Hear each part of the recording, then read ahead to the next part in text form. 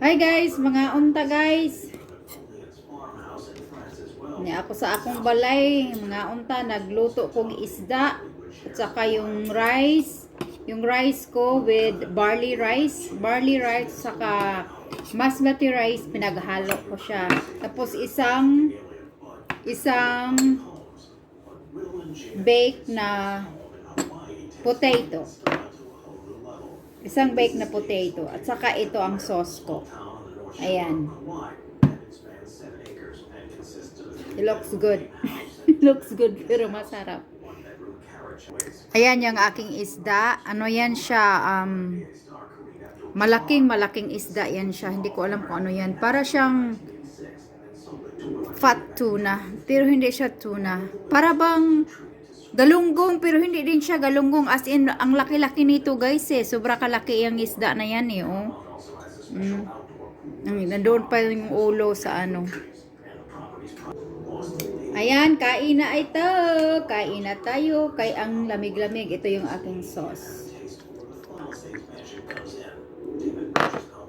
Yung aking camera kasi kailangan sa aking front.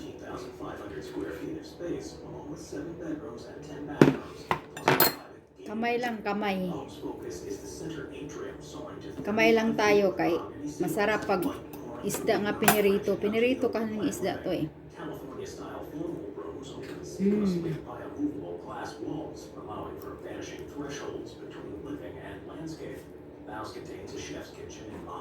Masarap tong isda na to kay ang buto niya guys, nandyan lang talaga sa gitna. Also included is a game room, bar office, staff quarters, plus a media room. Outside is the pool, spa, children's play area, a waterfall for dining and lounging among tropical plants. The Pacific Palisades is turned into somewhat of a 21st century Hollywood, as it has become home to a huge population of the film industry, sports stars and music stars over the years. Matt Damon's neighbors include Dan Aykroyd, Chevy Chase, Billy Crystal, Julia Louis-Dreyfus, John Goodman, Steven Spielberg, Kate Hudson, and Diane Keaton. But his favorite neighbor, Ben Affleck, who bought a home just down the street around the same time, solidifying one of the greatest friendships in show business. Number 9, 50 Cent. Party like it's your birthday at 50 Cent's Connecticut mansion. Curtis 50 Cent Jackson managed to get rich without dying and moved from his in one episode. He bought the place from Mike Tyson for just $41 million back in 2003, which at the time was the most expensive house sold in the Farmington area. Pajamas yan ang aking sinuot guys. Malamig. The Connecticut mansion boasts 9 bedrooms and 25 bathrooms plus an 20 degrees. On top of that, the property boasts a nightclub space, an green room, a recording studio, a full gym, a conference room, Nakakatamad maglakwat siya pag malamig. outdoor space. Sitting on 17 acres that grounds the mansion include a pool, grotto pond, Kasi mag-grocery, natatamad din ako. Ang ginawa ko na lang, punta ako sa work, then go home. Kain. Bigat kasi ng suot ko eh. 3 layer, tapos kakapal pa. The Razor House. New York natives Alicia Keys and Swiss Beats spent over $20 million for their Ayaw kong maglakwat sa ng napakalamig.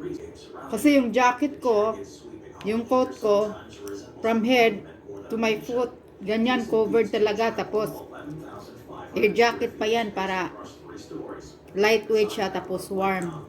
Meron pa akong sinusuot niyan nga 2 layer.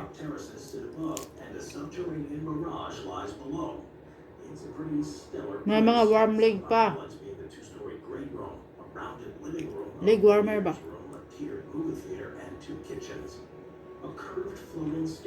Na boots pa jud. Warm boots pa jud. At sinong gustong maglakwat sa niyan, ganyan ka-heavy ang suot mo, di ba? Buti kung matangkad nga pandak ka.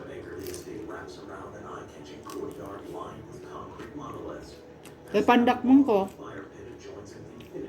Wala. Mulakaw ta, anig tingog ata. Mga dala-dala na akong sinusuot ko. Ay, sinakawag na lang.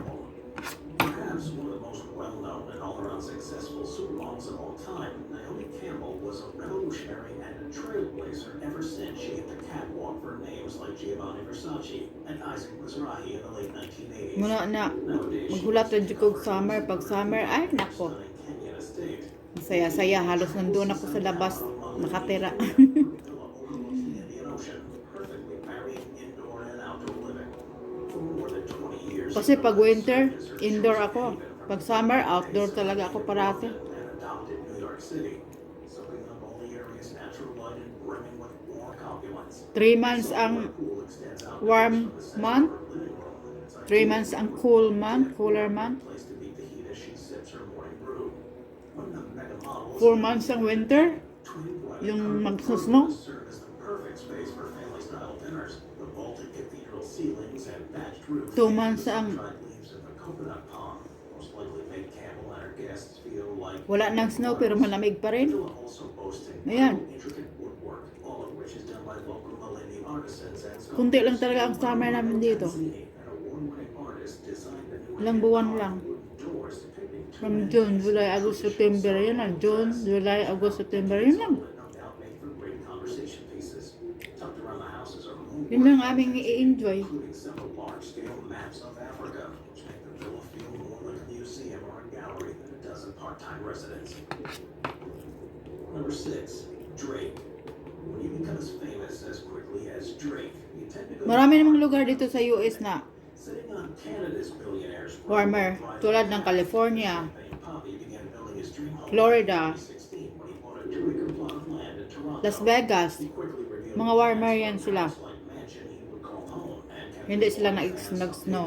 Meron din silang medyo cold pero walang snow. mansion was finally finished. Drake didn't shy away from inviting his fans on a tour of the opulent home. Tingnan mo isda na to. Talagang nasa, ang bones nila nandyan lang sa gitna. A glimpse of the property as he had 15-foot walls built up. Nandiyan sa gitna ang bones nila guys. Muna nga, gusto ko itong isda na to. Hindi ko alam kung anong pangalan. Exception.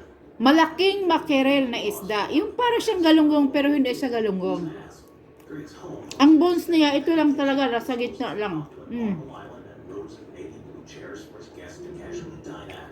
Yan lang ang bones niya, nasa gitna mo lang talaga makikita. Maximalist decor that many rappers tend to gravitate towards. Huge chandeliers adorn the ceilings throughout the home, including over the suspended cantilever. Half ang kinain ko ngayon, bukas sa half naman. Dollars for the land. Gutom kasi ako eh. They put to good use in 2020 while the world was on lockdown to build a farmhouse in Los Angeles, California. They named the place Cuckoo Farm after the two of them and made one of the most eco-friendly celebrity homes on the planet. A guest house, a barbecue pavilion, and an entertainment barn, plus a cornfield and a well to irrigate the property. The house is also entirely powered by solar energy. Even though most of the property has a rustic look with reclaimed wood and concrete, there's still space for some opulence. The entertainment barn has a 10-foot-long crystal chandelier, and their bathroom features 2 silver throne chairs.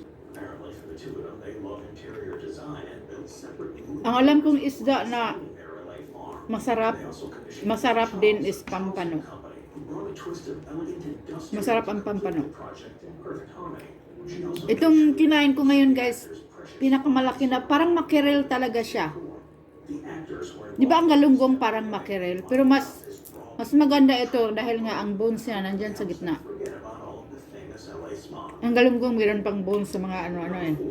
Pierce Brosnan's Orchard House. Irish actor's longtime Orchard House in Malibu is one of the coolest homes around.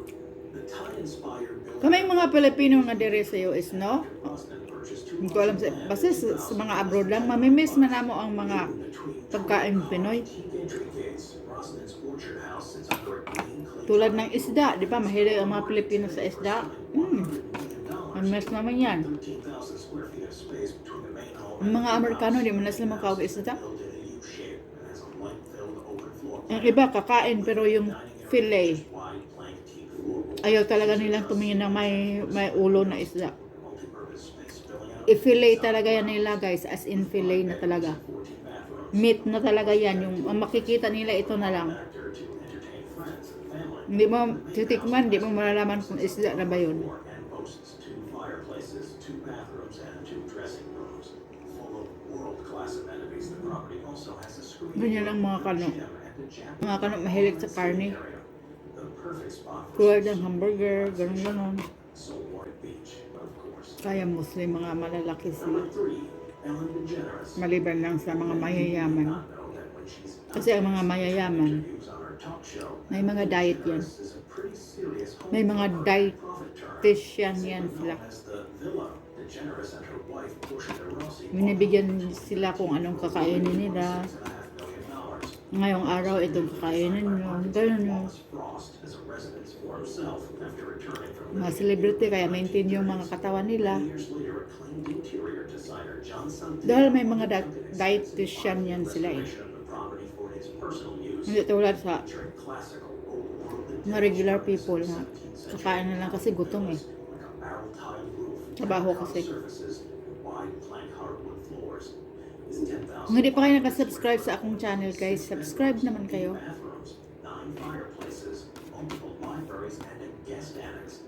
Simple lang to, buhay Filipino sa abroad. Ocean, harbor, and mountains. But when Ellen and Portia bought the place, they felt Buhay sa Amerika, a little more bisdak. space. After they bought it,